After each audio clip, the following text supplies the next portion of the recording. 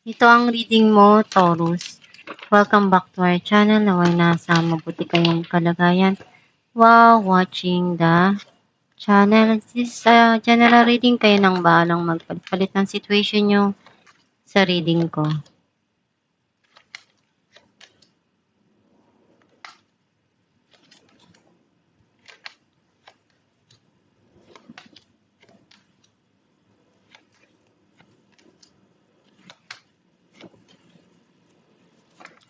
At the bottom of the deck, Two of Pentacles.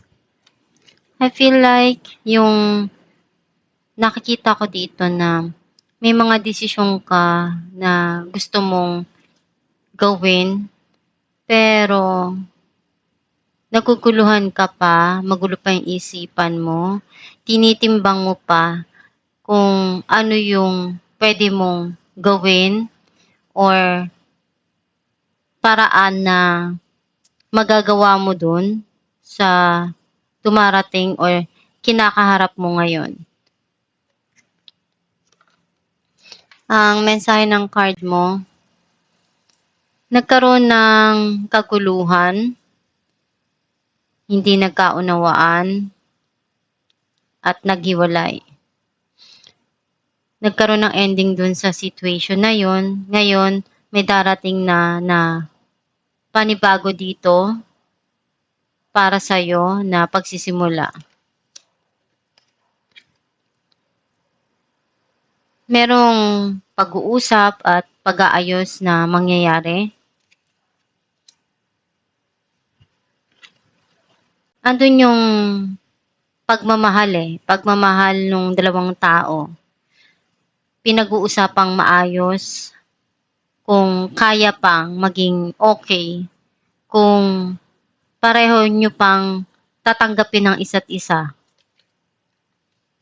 Or ikaw na yung mismong magpupuno ng mga pagkukulang para sa sarili mo.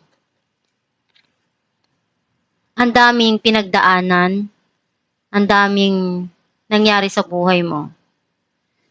And nalagpasan mo yung hirap na yun, yung naramdaman mong pain doon, nalagpasan mo lahat yun.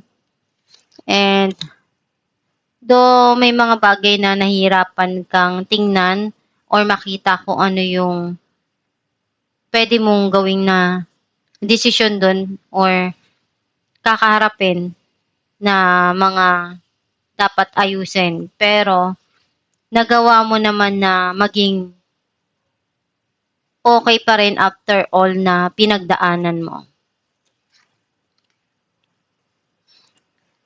Hindi mo iniisip na mangyayari yun sa buhay mo. Pero tiningnan mo na lang na may mga pagsubok na pagdadaanan ka dahil alam mo sa sarili mo na kaya mo naman eh. Confident ka na malalagpasan mo, ma-overcome mo yung mga pinagdaanan mo.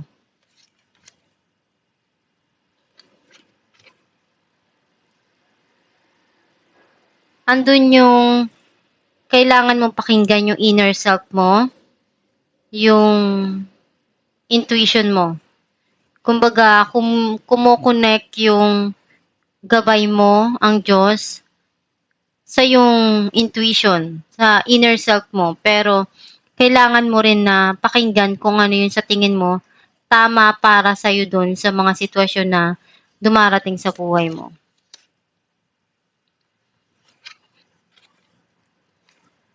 May mga desisyon kang kailangang harapin.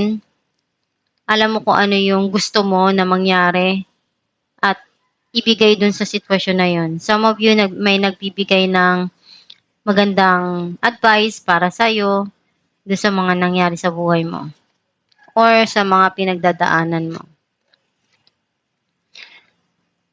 And may mga gusto kang itama dito.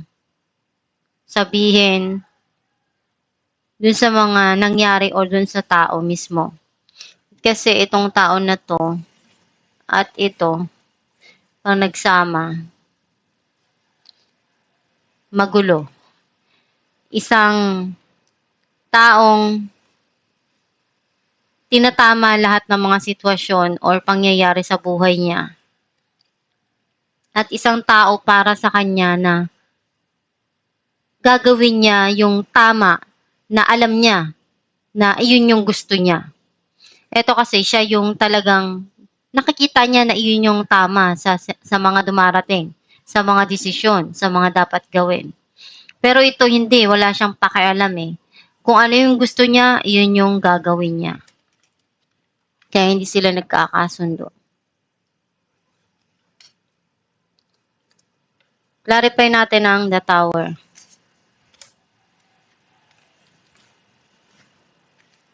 Justice and the Emperor. May clarity dito na mangyayari, darating dun sa iyong isipan, and justice na gusto mong makuha dun, na ibibigay sa'yo. Pero andun pa rin yung kinokontrol mo pa rin yung mga nangyayaring sitwasyon sa buhay mo.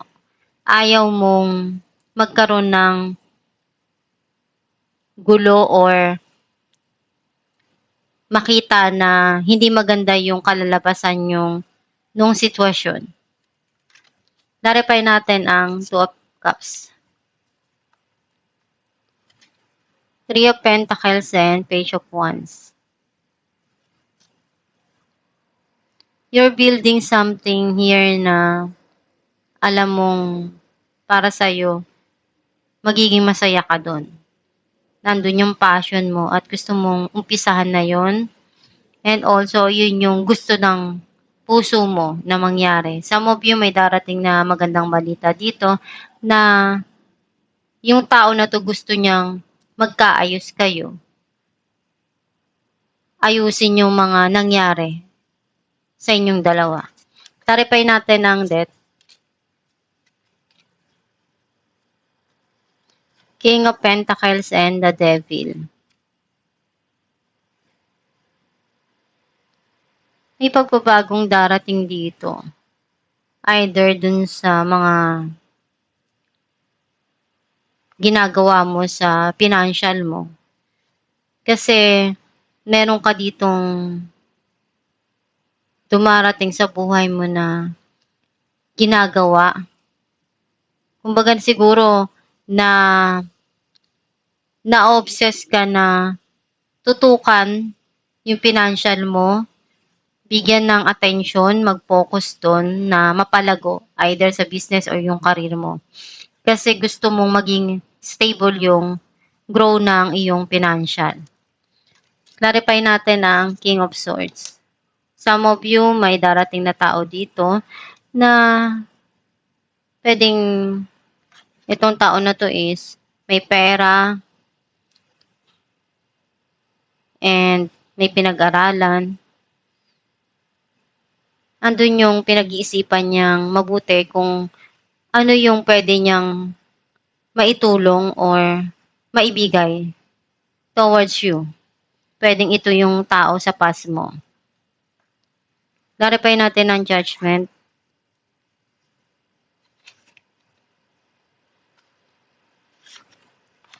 Judgment and King of Swords. Nakikita ko dito na andun yung judgment na binibigay dun sa mga nangyari. Meron ka ring desisyon na kailangan mong harapin dito. And nawawala ka minsan sa mood, nagsusungit dahil nga dun sa sitwasyon na pinagdaanan mo. And kailangan mong alamin sa puso mo na kung ano yung pinagdadaanan mong yun,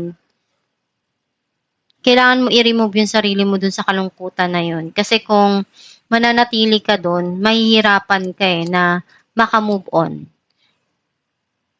Kailangan mo isa-isahin na ialis yung tinik na yun sa iyong puso para makawala ka dun sa pain na yun. Clarify natin ang Three of Cups. Five of Wands and Knight of Pentacles. nagkaroon ng conflict dun sa situation or nag-struggle dun sa passion na yun. Pero nakita ko naman na may parating dito na pag-aayos at pagkikita.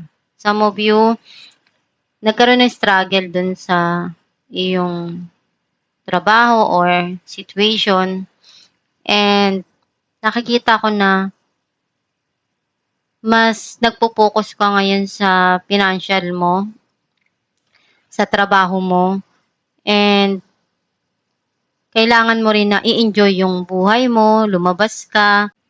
Huwag mong kalimutan na tao ka lang, kailangan din ng pahinga. You need to relax sometime para kahit paano, pagbalik mo sa trabaho, mas motivated ka and masaya yung paligid mo dahil nakapagpahinga ka kahit paano. Clarify natin ang Two of Swords. Five of Pentacles and Nine of Wands. Andun yung naramdaman mong nag-iisa ka, iniwan ka, nalungkot ka ng sobra-sobra. Pero na-overcome mo naman yun. Yung pagkakadapa mong yun, bumangon ka uli. Para ibangon yung sarili mo dun sa nangyari na yun. Ipaglaban kung ano yung sa tingin mo para sa'yo. Clarify natin ang The High Priestess. Ace of Wands and the World. Andun yung may darating dito na pagkakaabalahan mo. Either pagsisimula sa isang proyekto or pagkakabisihan mo na talent mo or project na nagbibigay sa'yo ng magandang opportunity. Minamanifest mo na magkaroon ng pagbabago dun sa relasyon or sa mga nangyari sa buhay mo sa nakaraan. Clarify natin ang Queen of Swords.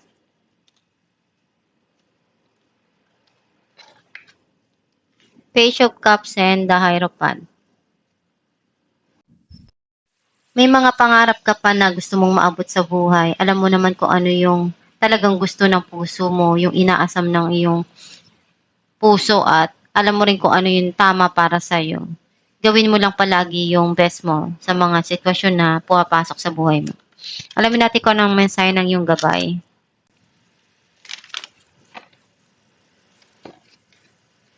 Entrepreneur. Self-employment suits your disposition and intentions. Working for yourself allows you to better follow your intuition and divine guidance. We are your co-workers and teammates. Remain loyally by your side to ensure your success in all ways. Ang mensahe ng iyong gabay na andiyan lang palagi yung gabay mo, ang Diyos Ama, ang universe to help you and guide you sa mga pinagdadaanan mo sa buhay. And magdasal ka lang palagi para magabayan ka ng tama. Kung ano yung iniisip mong gawin sa buhay mo, ipagpatuloy mo lang yan as long na alam mo sa sarili mo na yun talaga yung gusto mong gawin at tama yun para sa'yo. And nandyan lang ang Diyos, ang gabay mo. Sila yung pinaka-loyal na nandyan palagi sa tabi mo na hindi ka iiwan kahit anong mangyari. Basta kung ano lang yung gusto mong mangyari sa buhay mo, ipagdasal mo lang palagi. At itong yung reading, Taurus, kung nakaresonate ka kayo, comment down below. Thank you for watching.